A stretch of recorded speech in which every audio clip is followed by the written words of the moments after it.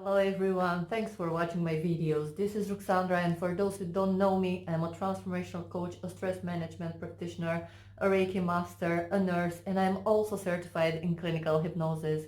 I want to share with you today some things about clarity that you may find as being useful.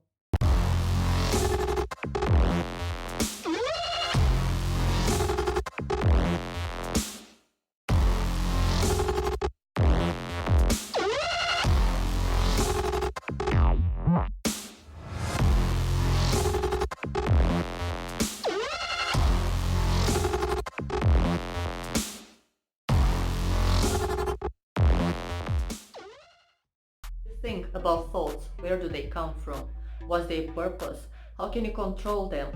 Sad news for you if you think you can stop thoughts from coming. They'll be your pal or your enemy for how long you breathe. But if you become still through meditation, you may have a chance to quiet your mind. I won't use this topic talking about meditation, but that's one of the most helpful ways to train your mind to stop thinking. Eckhart Tolle was saying in his book The New Earth, you don't think, thinking happens to you. I think is as false as the statement I digest or I circulate my blood. Digestion happens, circulation happens, thinking happens.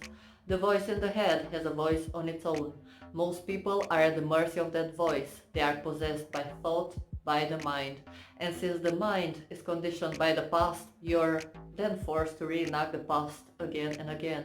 When you surprise yourself having an inner chatter which becomes louder and affects the way you feel, try this and let me know how that worked for you.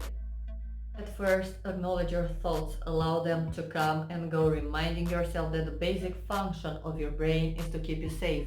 Make peace with your mind, and you can say to yourself, I hear you.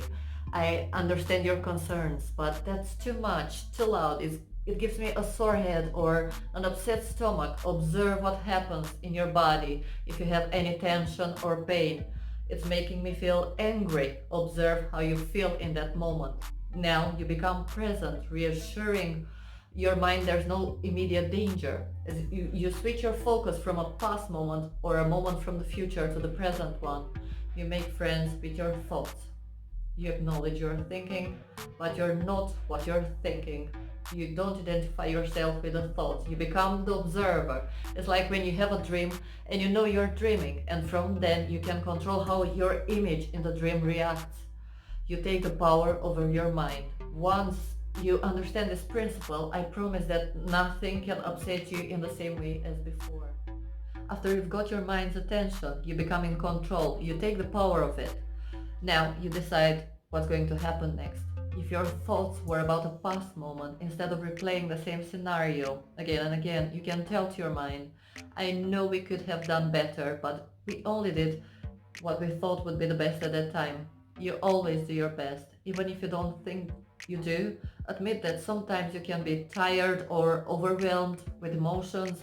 When you're not present, when you're tired, hungry, or anxious, your mind will become defensive, seeing everything as a potential threat, will become a weapon against everything and everyone. If your thoughts are about a moment in the future, say this to your mind. I know you try to find the best option. I know you try to protect me, and I'm grateful for that. But let's take it slower. What's the worst thing that could happen? And what happens if it's not going to be that way? Most of the times, our worries about the future may not turn into real events.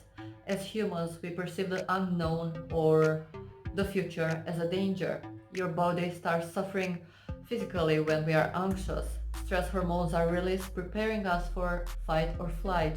Our body is self-regulated, and if you don't know how to control our thoughts, will become ill.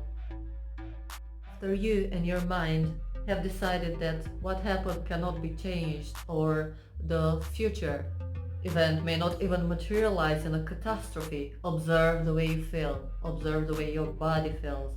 Is your heart still racing? Is it your head still sore? Are your stomach muscles more relaxed? In that state of calmness and knowingness, you feel safe and you'll find the clarity you need. As every new habit requires practice, be aware of the way you feel every time you have the chance. When you're upset or worried, see how your body feels. Give special attention to your stomach, heart, head, and shoulders. See if your body temperature has changed. Then start analyzing your thoughts. Are you in immediate danger? What's the best thing you can do now? Remember this, you only have one life. Why live it in stress and fear? If you like this video and want to see more, thumbs up, subscribe, and comment below what you'd like to see in my next videos. Stay tuned to learn how you can quiet your mind through meditation and self-hypnosis. See you soon!